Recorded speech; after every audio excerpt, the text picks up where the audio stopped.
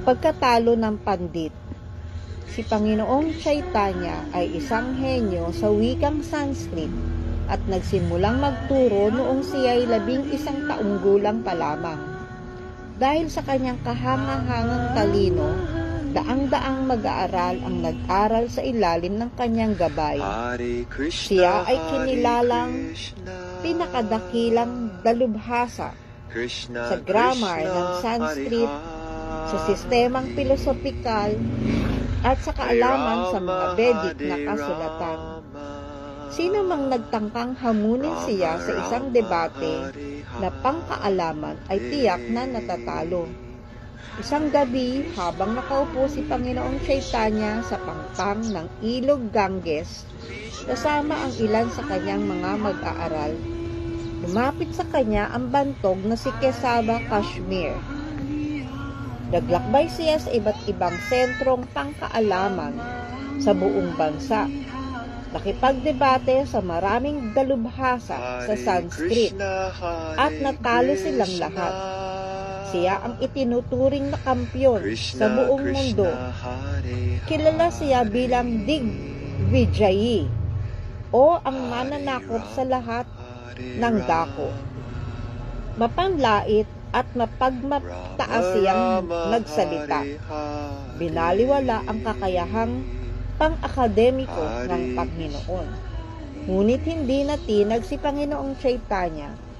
Sa halip, mapagkumbaba niyang hiningi sa scholar na magpakita ng kanyang husay sa panulaan sa pamamagitan ng paglikha ng mga orihinal na bersyong Sanskrit na pumupuri sa ilog Ganges. Si Kesava Kashmir na paborito ng Diyosa ng Karunungan na si Sarasvati ay pinagpala upang laging manaig sa mga debate. Kaya't buo ang kanyang tiwala sa sarili. Mabilis siyang bumigkas ng 100 bersyo. Si Panginoong Chaitanya na agad na naalala ang bawat isa ay inulit ang ika-64 na berso at hiniling sa Digvijayi na ito'y ipaliwanag. Namangha si Kesava Kashmir sa pambihirang memorya ng Panginoon at ipinaliwanag ang berso. Sumunod, hiniling ng Panginoon na sabihin ng iskolar ang mga kagandahan at kamalian ng berso, ngunit nag-alinlangan ang Digvijayi sapagkat inakala niyang hindi sapat ang kaalaman sa panulaan ni Panginoong Chaitanya upang maunawaan ito. Ngunit sinabi ng Panginoon, makikita ko sa bersong ito ang maraming kabutihan at maraming kamalian. Pagkatapos, sinuri niya ito, itinuro ang 5 kagandahan at 5 pagkakamali. Ang mga kamalian ay kaugnay ng pag-uulit, maling pagkakabuo at salungat na mga kahulugan. Ang mga kagandahan naman ay may kinalaman sa layunin, paghahambing. Ayon sa Panginoon, ang kanyang pagsusuri ay batay lamang sa mga hayag na aspekto. Ngunit kung ito'y susuriin pa natin ng mas malalim, aniya, masasaksihan natin ang walang katapusang mga kamalian. Labis ang pagkagulat at paghanga ng Digvijayi sa mga sinabi ng Panginoon. Subalit nang tinangka niyang sagutin ito, hindi siya makapagsalita. Napahiya siya, nawala ng tiwala sa sarili at tuluyang natalo.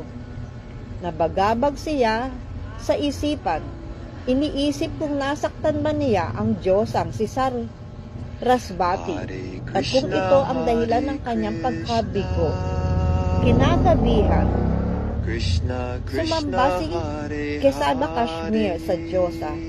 Kalaunan, nagpakita siya sa isang panaginip at ipinahayag na si Nimai Pandit ay walang iba kundi ang Diyos mismo.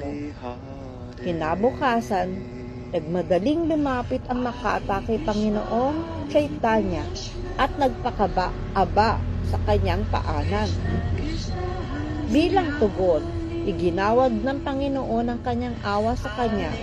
Tinuruan siya sa espiritual at pinalaya siya mula sa pagkaalipin sa makamundong pagnanasa.